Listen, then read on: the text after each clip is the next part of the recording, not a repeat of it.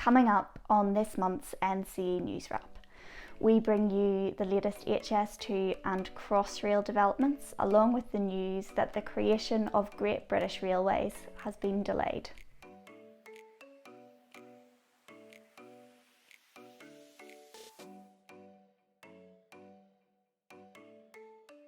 In other news, plans are progressing for a temporary double-decker structure to aid the repairs of Hammersmith Bridge, but the Menai Suspension Bridge has been forced to shut after structural engineers discovered serious risks that threaten its safety.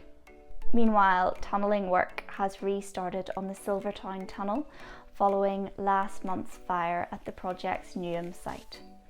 The episode will be released next Wednesday, and you can subscribe to our YouTube channel and follow us on Twitter, Facebook and LinkedIn to keep up to date.